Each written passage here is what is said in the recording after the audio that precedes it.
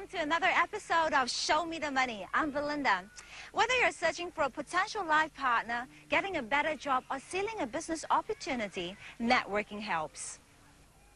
But unless you're Spider-Man, spinning a network of contacts isn't something that can be done with a flick of the wrist. So today we're going to meet a man who believes that networking is the best way to financial freedom, but he had to build his up the hard way from scratch. This is Raymond Xiao, and this is his warehouse. Well, his, theirs, and 25,000 other people who are distributors for Amway, a network marketing business that set up shop in Singapore a couple of years back. Since changes to the MLM and Pyramid Selling Act came into effect in 2002, more than 300,000 people in Singapore have jumped onto the multi-level or network marketing bandwagon. Raymond was one of the first few to buy into this business model, and he's no stranger to doing business. For more than a decade, he ran his own jewelry and gemstone trading business in Thailand. When I was doing the conventional business, the income is always very unstable. When the business is good, it's very good. When the business is no good, you just sit and wait, and there may be no income coming in. So when the Thai financial crisis hit, he was forced to relook at his life. But Raymond is, after all, a guy with an eye for diamonds in the rough, which is what he saw in network marketing. And when direct marketing companies like Amway were allowed to set up shop here, he wrapped up his businesses in Thailand and came home. But succeeding in MLM or network marketing depends very much on how extensive your network is and how well you're able to grow it. For Raymond, that was a challenge. After all, he'd been away for 13 years, and besides his kin, his social network was virtually non-existent. I started with my family, my friends, my old friends that I still get in contact with. And they in turn also introduced the product and the opportunity, sharing the business with their friends and relatives. And that is the potential out there.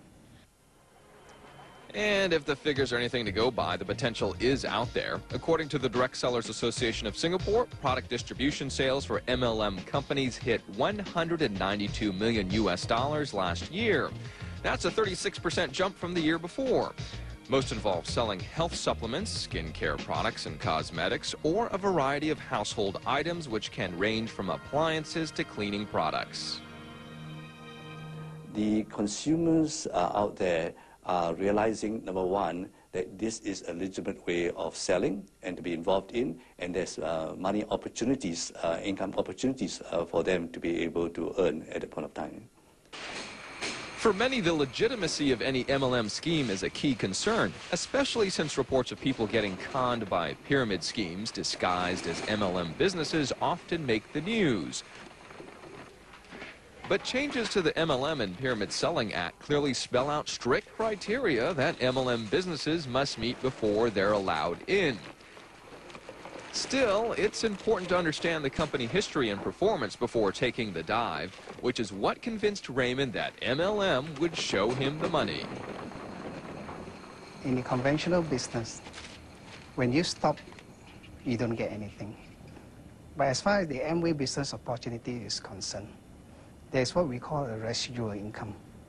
How is this residual income being derived? Actually, while we are building the Amway business, we are actually building a group of loyal customers and also a group of distributors who also believe that the products are good for them. So the more regular customers he has, the more Raymond makes. That's because each product that Raymond sells earns him retail profit and points. The more points he chalks up every month, the more his income grows. And having had retail experience, Raymond feels the MLM model works because there's no overhead to bear, no production cost, and no staffing problems to worry about. Best of all, how much he makes depends on how much time and effort he's willing to put in, and more finding it worth their while to explore direct selling. We're not talking about housewives and retirees, but professionals like doctors, lawyers, and architects. They realize for themselves that in Singapore there's no such thing as an iron rice bowl kind of situation, at this point of time. and they are looking for alternative income source, whereby at that point of time of their life, if they are being retrenched, how are they going to survive if they're going to live 75 to 80 years old? What draws many to MLM is also the promise of other rewards that come when they grow their business. Take Raymond, for instance. When he sponsors or recruits new distributors who can generate sales, he too gets bonus points based on their performance. And as these sub-distributors sponsor new people into the MLM scheme, Raymond's business continues to grow. Sounds a lot like a pyramid, doesn't it? Well, the difference is that nothing is made from recruitment. Rewards only come in if product sales are generated, and the commissions for those on top are always just a fraction of what the actual distributor gets.